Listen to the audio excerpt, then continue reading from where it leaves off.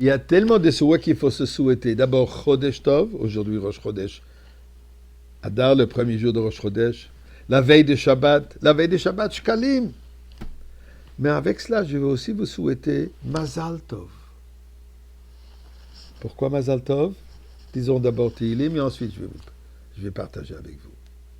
Chapitre 100. Mizma le seuil de Rila de Nekalorat, Tiv de Sadenu Bisimcha. Boy le fana birnan adu kadenoy welimhu asana vela nachdam mitzamarisoi. Boy shor besed khatzroy se bisilohoy de lebach shmoy. Qui toiv adenoy le lam chasdoy viadoy vodoy ramunasoy au nom de la tzedaka pour toutes ces raisons. Alors, pourquoi Mazal Tov? Eh bien, Mazal Tov, puisqu'aujourd'hui, on fait le 44e Siyum, conclusion de l'étude des Rambam. Acharon Shel Pesach 1984, Tafshin Mem Dalet. Tafshin Dalet Mem. Le Rebbe a institué la nouvelle coutume d'étudier tous les jours 3 chapitres de Rambam, sinon un chapitre, au moins la mitzvah qui correspond à ces 3 chapitres. Et par cela, nous allons conclure l'étude des Rambam pendant 1 an. Et comme le Rebbe dit, c'est ici le fait que tout Am Israël va étudier la même chose tous les jours. Surtout le Rambam, puisque le Rambam représente la Torah en entier. Toute la Torah entièrement, elle est inclue dans le Rambam. Donc il y a une unification entre tout Am Israël avec Shlemut Torah, Shlemut Am Israël et Shlemut de quoi? Bien sûr, ceci amène la Goula. Alors aujourd'hui, comme je disais, c'est le 44e Siyum, donc Mazal Tov. Et si, Bashgacha Pratit, vous n'avez toujours pas encore commencé à étudier, c'est vraiment le bon moment de le faire. Vous pouvez aller sur l'Internet, des cours de Rambam tous les jours.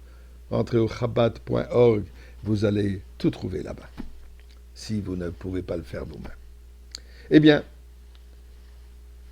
en l'honneur de Siyum Rambam, j'ai toujours l'habitude de raconter une histoire vendredi, alors écoutez une histoire peut-être un peu moins connue que les autres histoires du Rambam. Comme vous savez certainement que le Rambam, en Égypte, est devenu le médecin reconnu, jusqu'au point qu'il est devenu le médecin de la cour du roi d'Égypte, Salah ad-Din. La jalousie des médecins non juifs était immense. Et comme d'habitude, des complots. Ils ont rapporté au roi. Comment est-ce que tu peux faire confiance à un juif? Il va te poisonner un jour. C'est ça son idée. Bien que le roi ne voulait pas le croire, mais, vous savez, finalement, la haine aux juifs a réussi. Alors le roi a une idée. Qui est cet autre médecin égyptien que vous me proposez? Un certain médecin au nom de Kouman. Eh bien, vous savez quoi? Je veux savoir qui est le meilleur médecin, lui ou Rambam. Alors, ce qu'on va faire, les deux vont devoir préparer une potion de poison qu'un va donner à l'autre à boire. Celui qui va survivre prouvera qu'il est un meilleur médecin. On annonce au Rambam, c'est ce qui va se passer. Pas très heureux de ce jeu diabolique. Mais qu'est-ce qu'il a de choix?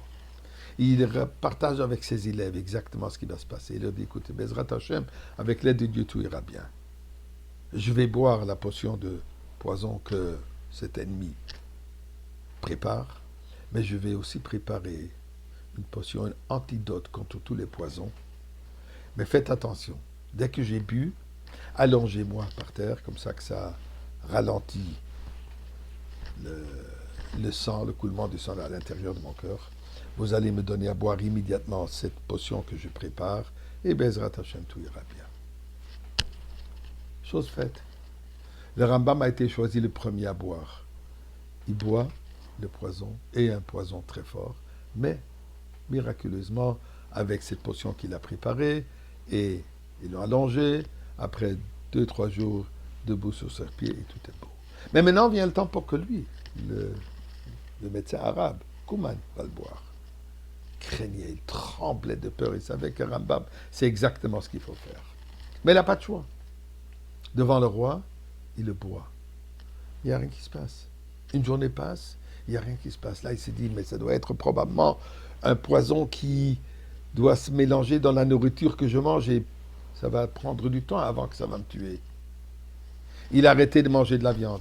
Il a arrêté de manger des fruits et des légumes. Il a arrêté de manger de pain et des choses. Jusqu'à qu'il a arrêté de boire du lait. Et un beau jour, le Rambam le rencontre et dit, tu ne bois plus le lait? Il s'est tellement effrayé qu'il a une crise cardiaque. Il est mort sur place. Je lui ai donné un jus de légumes, un jus de fruits. Il est mort de sa propre crainte. Il est mort de son illusion qu'il dit qu'il va mourir de sa crainte. Et c'est ça ce qu'il a tué. Pour nous dire l'importance de la pensée de la personne. Alors pensons plutôt à l'étude du Rambam et ceci va nous amener la vie, la joie, le Chodesh Adar et la Geoula avec Mashiach aujourd'hui.